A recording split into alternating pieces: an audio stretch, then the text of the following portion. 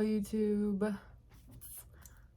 I'm addiemxy and I will be documenting some true crime and makeup for you guys, not at the same time. Maybe at the same time. I am in college dorm, my roommate's not here, and I was like, this is the perfect time to record my first true crime for you guys. So let's get right into this video as I eat some carrot cake. So if you hear any background noise, college campus, I'm in a living area, it's bound to happen. So today we will be talking about Ed Kemper, also known as the co-ed killer. And if I pronounce any names wrong, I am very sorry. Also a little trigger warning, disclaimer that what Kemper did was very, very violent, and there will be talk about sexual assault, necrophilia, and how he killed people, which terrible. My notes in front of me, if you see me, look over there. So the co-ed killer, this was during the 1970s in California, where Kemper was born and raised by his mother and father. Now, at the beginning of his life in 1957, when he was 9 years old, his mom and dad divorced, which caused him a lot of emotional childhood trauma, which is common for most serial killers to have some sort of trauma from their childhood involving their parents or some sort of relative or close friend. Now, he was super close to his dad is what I got when he grew up. Like, his dad was probably one of his better parents for him. And so once his dad left, he felt very empty on the inside and became really clingy to his mother and super emotional as well. And his mom had this huge fear that he would turn out as a homosexual. So as punishment to toughen him up, she would throw him in the basement and put like a wooden board, like a wooden box, something heavy over like the entrance of the basement, like the only way to get out and in. So he's kind of just locked in there for a majority of the time, because she was scared he would be gay. I don't know what that would do with toughening up, but that's what his mother did. Now, with one visit with his father put that to a halt. He was not okay with it. He was like, "You're not doing that anymore to my son, like, stop it." So in his adulthood, when asked about his mother, he continued to state that his mother was an alcoholic and constantly bitched and screamed at him, like no matter what. And eventually that can really just get to you. And it's clear that being locked in a basement will cause some sort of isolation in your head. So he resulted to just being very violent at a very young age. And like I said, he had this fear of abandonment. So their family cat, I hate talking about animals in true crime. Oh my god. So he buried the family cat while it was still alive. He buried it, and then he took it out again from the like grave he dug and cut off its head and put the head on like the end of a stick. And he kept it in his room. He kept the head on a stick in his room. And why, may you ask? Because he had 2 sisters, and the cat was just getting a little bit too close to those 2 sisters, being way more friendly and hanging out with them more than him. So he was like, I want to make it mine, and this is what I'm going to do. Now, this is just a huge foreshadowing to what he would later actually end up doing to his victims. And then he went on a family trip to New York City, or like a trip with family to New York City. It didn't really say exactly who was all there. When he was about in his teens, and he tried to jump off the Empire State Building. His aunt did restrain him though, so it didn't happen. So I mean, he clearly had suicidal tendencies and already violent like outbreaks. And that kind of just went over into the school. Like, his weird kind of aura about him translated in the school setting, and he was known as an outcast. Now, Kemper was very, very tall, and also just like on the bigger set compared to everyone else in like your school. Like he was 6'9" when he stopped growing. 6'9". Humongous. A humongous high statured person. Um and like in the lunch area, like the cafeteria, he would just sit and stare at other kids. I know whenever someone did that to me, I'd be like, don't do that. Which also led him to just not socialize. He had no friends. No one wanted to talk to a person that's just gonna sit and stare at them in the cafeteria or in a classroom. School wise, not the greatest academically either. Like he didn't really care that much. He just got by. Is like he did the bare minimum and just got by. Now, although, like I said, his stature was very big and he was very tall, he was still considered a weakling, a coward, and was excluded from a lot of the activities that they would have during recess or gym. Like, he was just not included. And it got even weird outside of the school setting. Like, he didn't hurt anyone in school. There's, like, no records that I could find of him hurting anyone in school, which is probably a good thing. But in his outside life, when he wasn't in school, the violent outrages just continued. His one sister, which I'm about to butcher this name, Allyn, Allyn, got very upset because Kemper started cutting up her dolls. I would also be upset. So this just shows right now he has like this fascination with cutting things up, like dissecting them, which is strange for people just immediately go chop, chop, chop, chop. And shortly after, somehow after cutting up these dolls, these female dolls, he started fantasizing about killing people. And the target, of course, women.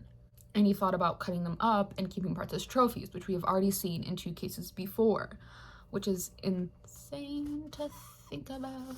Just a little creepy to think about. That before he was like 16, 15 years old, he had already killed the family cat by cutting it up, and now he's cutting up dolls, which, yes, aren't real humans. They can't feel, but still.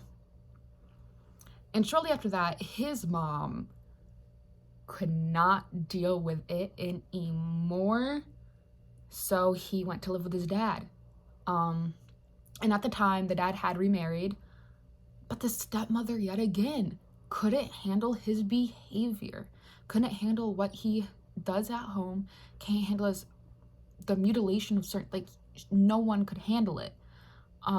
So the dad sent him over to the grandparents of his, so like his dad's parents, in California Sierra Nevada mountains. So it's in the middle of nowhere. He was isolated from everything.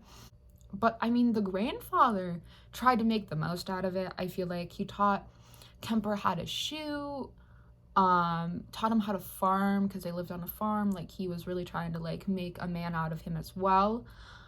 The grandmother, on the other hand, as Kemper would say, was very bossy.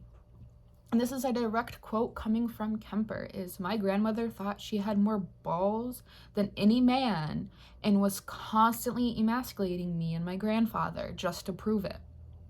I couldn't please her. It was like being in jail. I became a walking time bomb, and I finally blew." Now, this leads us to the first victim, well, I should say the first 2 victims of Kemper. It was August of 1964 when he was 15 years old. He was leaving his grandparents' house with a rifle. At the time, his grandfather was in Fresno taking a little shopping trip, and the grandmother was just chilling in the house. And as he was at the door, his grandmother said, "Don't shoot any birds." He turned around and shot her twice in the head. And when the grandfather got back from shopping, he was also shot. Now, Kemper is only 15 at the time. I don't think anyone truly knows what to do if they kill someone, even if you aren't 15, but especially if you're 15, you're gonna be like, what do I do? So his default was to call his mom, and his mom said to call the sheriff. So he did call the sheriff, like he obeyed. And when he was on the phone with the sheriff, like he told them he killed his grandmother because he wanted to know what it felt like to shoot her, and killed his grandfather so he wouldn't have to learn that his wife was dead. Now, when he was taken into the police, he was diagnosed with paranoid schizophrenia.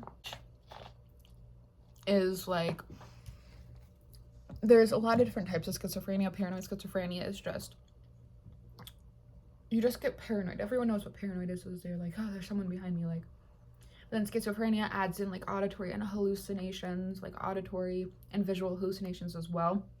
So overall, you really just never know what's going on. Like, you always are having an out-of-body experience. There's a cheese wrapper in the frame. I'm so sorry.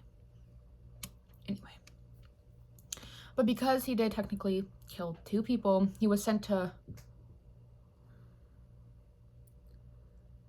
El Casadero State Hospital for the criminally insane. But this prison, because it was for more of the criminally insane people, most criminals back in those days were sex offenders. So 15-year-old Kemper was just shoved into a prison in group therapy sessions with sex offenders. And, you know, you'd probably get out of this, they're terrible people. No. Whenever they would talk about it, they would always just state that the only reason they were caught was because their victims were still alive. So this put into Kemper's head, the victims can't be alive if he were to sexually assault someone, because then they couldn't testify and he wouldn't end up in jail. And then at 20 years old, so about 4 or 5 years in the state hospital, he was sent to a halfway house, which is just technically where parole officers will visit you, and it kind of just helps you get a head start back into society. But he stated that his parole officer was no help to get him reintegrated to society. And the explanation's a little weird, because apparently when he went into prison at such a young age, World War II, he still had those ideas that people after World War II had, where it was very conservative. There was discipline and conformity. But then 5 years later, there's the civil rights movements, there's anti-Vietnam demonstrations, there is so much going on that is such a 180 from what he was used to, and his parole officer offered him no help. But he also got a lot of these beliefs from his father, which I like.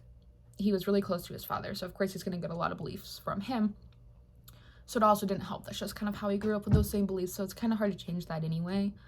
He stated once he got out on the street, it was like being on a strange planet. People my age were not talking the same language.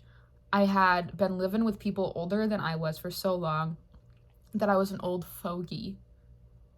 Essentially just means, even though he was 20 years old, the other 20-year-olds just were on a totally different wavelength in the civil rights movement, anti-Vietnam, where he beforehand was like he's still pro-war.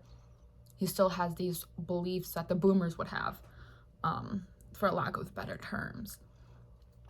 And this gave him a weird target of hippies, because at the time, it's like the 1970s roughly, a lot of hippies are out. And because they had such different beliefs than him, just automatically made him a target without even really trying. But he didn't even really give a good explanation of what he thought a hippie was. He just said long-haired young women who hitched ride with strangers, which are just hitchhikers. It doesn't necessarily mean you're a hippie. When he got let out of the halfway house, he did go into custody with his mother. But she did work for the University of California at Santa Cruz as an administrative assistant and lived in Aptos, which was a little bit of a distance from the campus, but like still close enough. And he would constantly say when she comes home, she lets everything down. She's just a pure bitch. She loved me in her way, despite all the violent and screaming and yelling. I loved her too. And she also had a fondness to get into a lot of personal business. He would constantly say she keeps this really good kind of status where she works. She's very professional, very well put together, and very nice to everyone. But as soon as she gets home, she lets everything down, as he said, and just lets it all out on him. And because he's finally back, and I mean, she hasn't really no one else. She never, that I know of, got remarried. Of course, you're gonna try to get into your personal business. Moms do that. But anyway, the one part that really pissed Kemper off is she really wanted him to go to college and actually try to do something with his life, because now he has a criminal record, so the best thing he could do is at least get a degree. He didn't want to do that. He liked to hang out at this local bar called the Jury Room, which coincidentally did have a bunch of off-duty cops that frequented it. That went to it a lot. He also applied to be a police officer.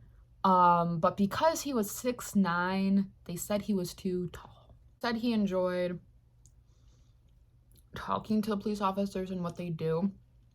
And he also thought that if he did go on to kill people, it'd be easier for him to hide if he was a part of the search. I mean, smart thinking, to be honest.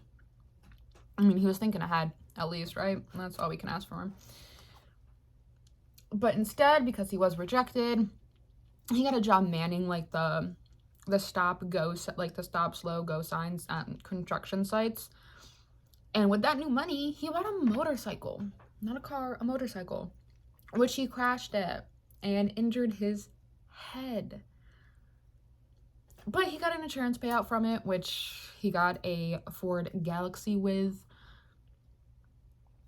which would become the car that his victims would be put into.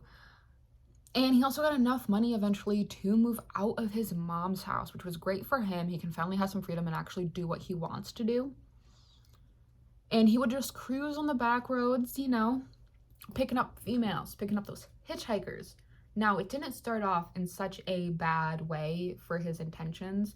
He said, at first, I picked up girls just to talk to them, just to try to get acquainted with people my own age and try to strike up a friendship. It seems really pure. It genuinely seems very pure, and what his true intentions were. He really didn't think about killing anyone, killing one of the females he picked up. He just wanted to have some friends. He had no one. And that can be very, very lonely. And for someone that already has schizophrenia, it's already hard enough to make friends if you have a mental disorder, because at that time there was a really bad stigma around it. But after a while, of course, he began to fantasize about raping them. But the thing holding him back was he was actually scared to get caught. And I feel like a lot of, when you're researching killers, they're not necessarily scared to get caught because they don't think they will. Where Kemper kind of figured at some point he would get caught, which, I mean, smart thinking. But he really just thought killing would satisfy this bloodlust that he's had since he was a little kid, since killing his first victim, which was the cat. He's just always had this, and it was built up. He hasn't killed someone for so long. He got that rush from his grandmother and his grandfather, and a lot of people will say when you first kill someone, there's this rush and you just want to continue doing it again and again. So because he was scared to get caught, he went through a great deal of planning his crimes and how he would find his victims, but he did break all of them. But still, even with breaking all of these rules that I'm about to tell you, he still was never caught for a very, very long time, which is kind of impressive, genuinely impressive.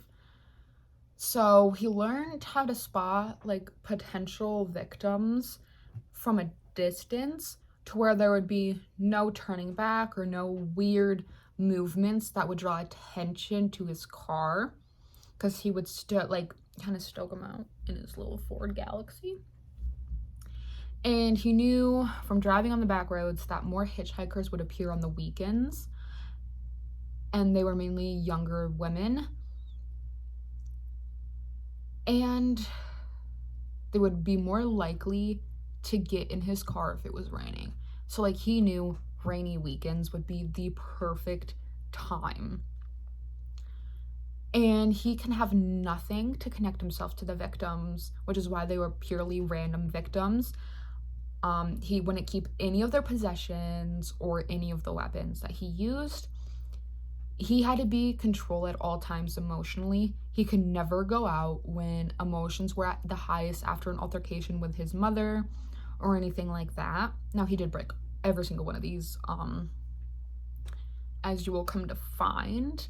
Early 1972, he started buying knives, and he borrowed a 9mm Browning automatic from a friend.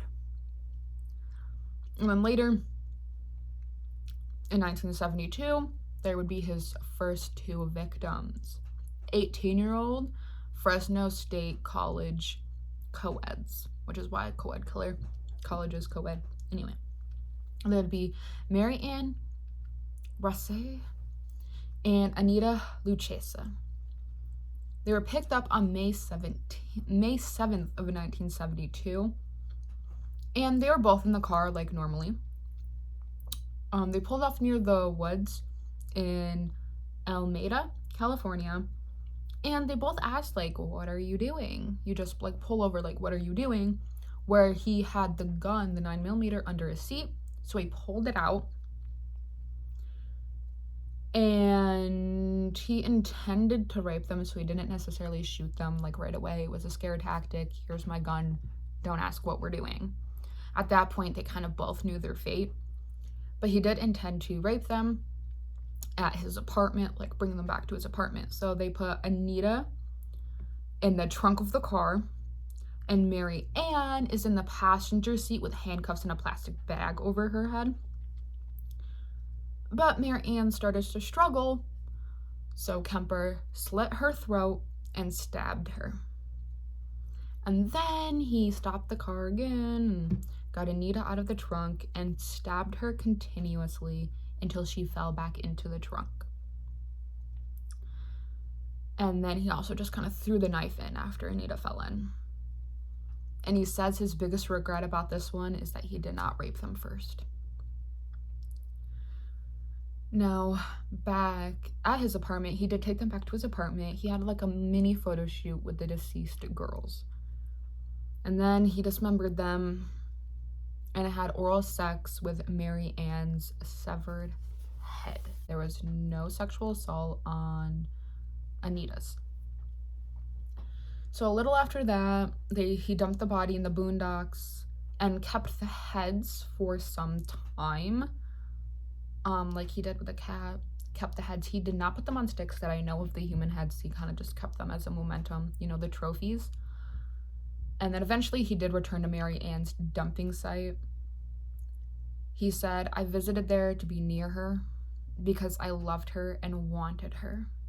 So eventually, when he visited the dump site, Mary Ann's head was dropped back off, and the head was found by hikers.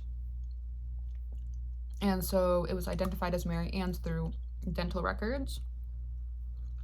But Anita's remains were never found, and the trail for the rest of the remains went cold. And the weird part is, so through their purses, Kemper got like their addresses and like all of that stuff. Like he went through the purses. Did he keep them? I have no idea. It didn't stay anywhere. So he would drive by Mary Ann and Anita's family houses, imagining their family's grief and how they must be knowing that Anita's missing and probably dead and Mary Ann is dead. And a result of the other motorcycle incident was like he broke his arm and had a metal plate inserted. Just like a little like side note. And so during that whole thing as well, he was trying to get his juvenile record deleted because a conviction of murder made it hard to get a gun. Moving on to later 1972 in September. On September 14th, his target was 15-year-old Aiko Ku. She was waiting for a bus at the University Avenue in Berkeley.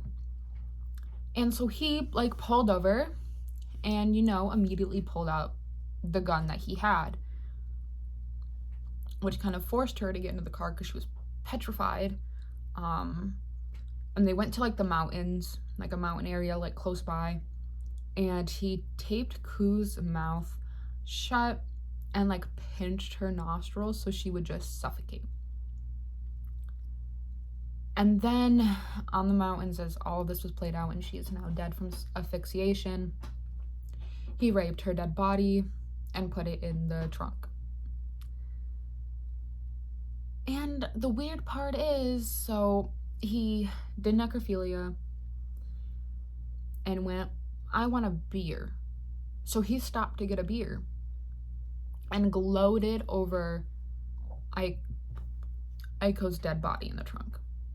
In describing this moment, he said, I suppose, as I was standing there looking, I was doing one of those triumphant things. 2, admiring my work and admiring her beauty.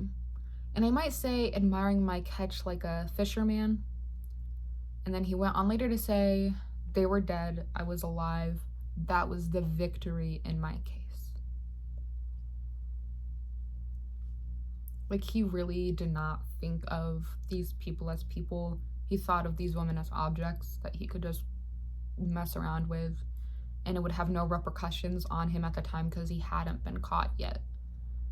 And then after getting the beer, he went to his mom's place, and then he went back to his apartment and dismembered Aiko's body, dumping the body in the Sierra Nevada mountains, where he kind of grew up for a short part of time, and kept her head yet again. Kept her head, storing it in the trunk because he had to go for an assessment, like a court psychiatrist assessment, to like get everything checked out in there because of his paranoid schizophrenia diagnosis. And the head was in the trunk the whole time. And he said that cutting off heads was the best bit of everything. He said there was actually a sexual thrill.